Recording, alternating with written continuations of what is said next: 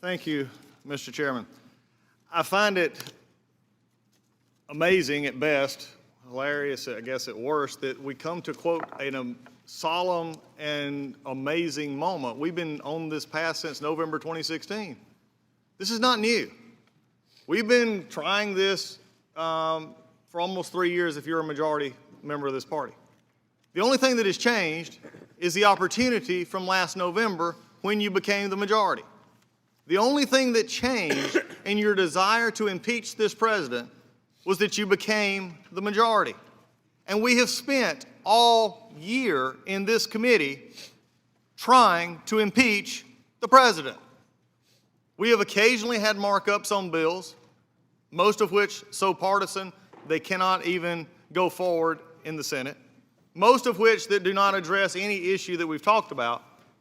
But it is amazing to me that we're taking it now as such a solemn oath that we've made up something to now come to this point to say, this is very solemn, like it jumped up and snuck up on you. It's about like the holiday season. It doesn't jump up and sneak up on you when you've been expecting it the whole time.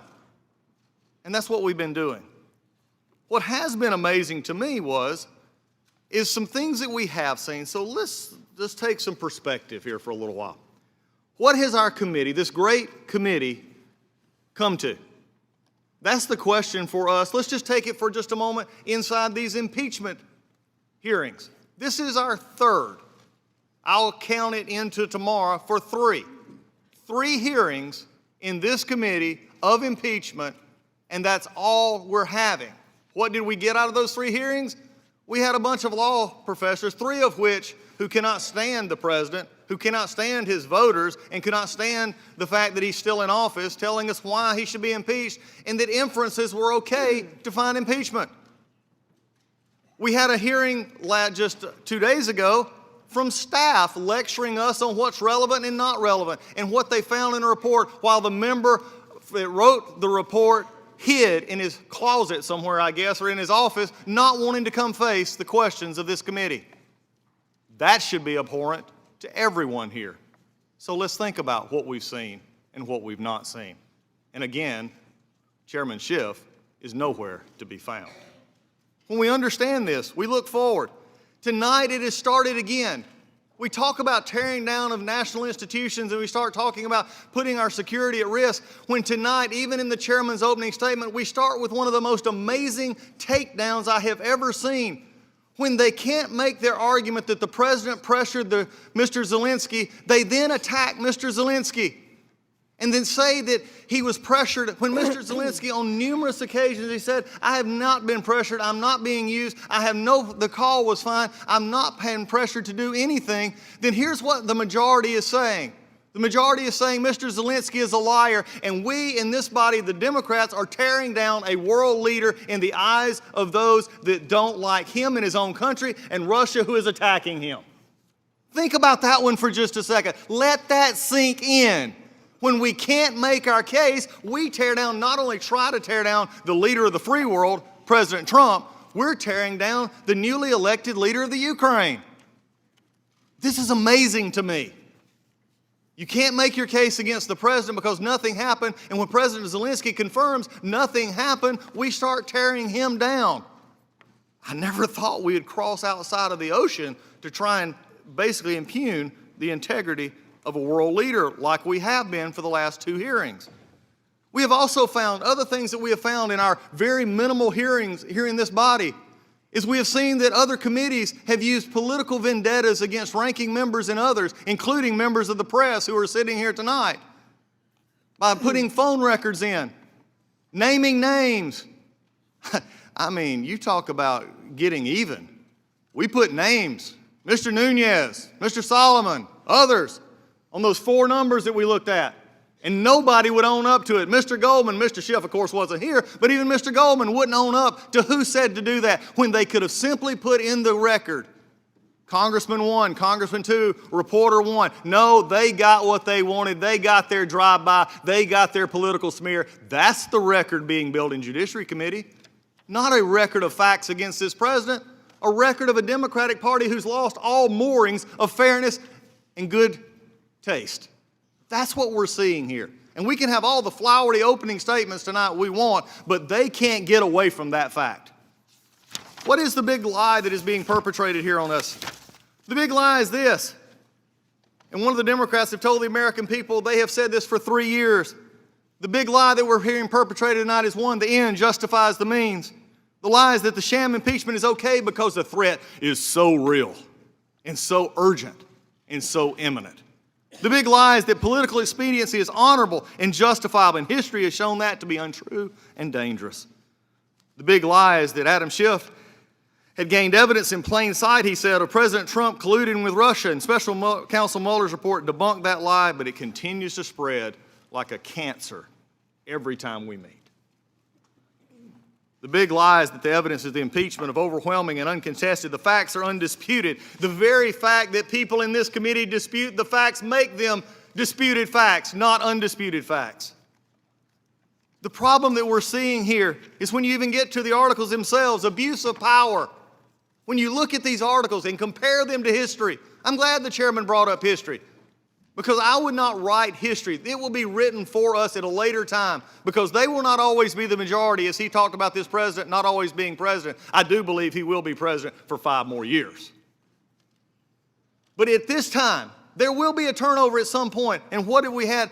This is the articles that we wrote after all of these hearings and all these grand pronouncements and all these thoughts of crimes in plain sight. We get abuse of power with no real dates on this is the abuse. It's just generic, vague statements. You know why I believe that is? Is because the Democrats can't come up with the argument for it.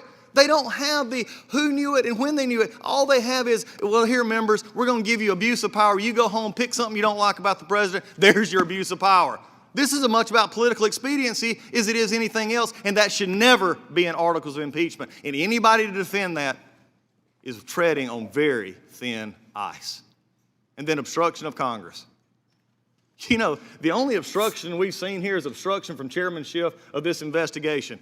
He did not turn over the documents as he was supposed to. We get those last Saturday in a massive document up after we've already had a hearing, after we had getting ready for another hearing in which we were supposed to lay out the report. And tonight, he sends a letter of classified information that has been classified over to us tonight. Don't think for a second, American public, that this majority wants you to find the truth. The obstruction has only occurred from Adam Schiff and the HPSCI and the majority, keeping people from actually trying to find the truth. That's the only obstruction here. So why don't we just have that as an obstruction charge? But it would be against Adam Schiff and the majority, not the president. 2 articles like that? Abuse of power and obstruction of Congress in 70-something days. The only abuse of power here is the majority racing the fastest they've ever had, the clock in the calendar determining what impeachment looks like. That's the abuse of power, as Professor Turley said. But before I finish, I cannot stop without this. The real legacy of this impeachment hearing will not be the removal of Donald Trump as president.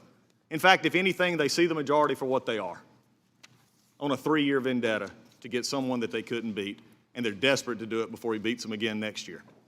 Here's the real damage. It's the institutional damage to this body. It's the institutional damage to getting information even after hearing started, for not having the rules followed, for having this committee, as the chairman warned us about 20 years ago when he said this great committee, the Judiciary Committee, should never accept a report from someone else without verifying it and having hearings to make sure it was there. Unless, as the chairman said, we become a rubber stamp. I don't know about you, but I'm not a rubber stamp, and I don't like what I have been forced to do. Sit here, be lectured to by law professors and a staff that does not wear a pen telling us what's relevant or not. We're a rubber stamp of the worst kind because we didn't even try to make a point. The minority hearing day, which, by the way, get ready, we'll talk about this more. We're going to talk about something tonight, and we'll get it shot down tomorrow, and Rules Committee will take care of it.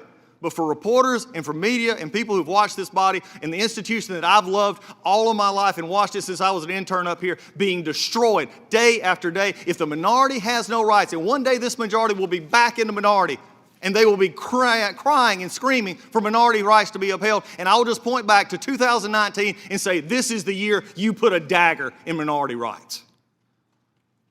Justify the most basic obligations of this committee have been overrun. So tonight we're in December. After a year of trashing this institution, a year of trying to trash this administration and this president, we come up with abuse of power and can't define it. We come up with obstruction of Congress after 72 days. I know they're desperate. You know how I know it? Adam Schiff's own words yesterday. We can't go to court. That would take too long. An election is coming. Let me finish the last part of that sentence, as he liked to put words into President Trump's mouth when he faked the call transcript. No, Adam, what you need to continue to say is, we can't beat him next year. The only thing we need is a 30-second commercial saying, we impeached him. That's the wrong reason to impeach somebody, and the American people are seeing through this. But at the end of the day, my heart breaks for a committee that has trashed this institution, and this is where we are now. With that, I yield back.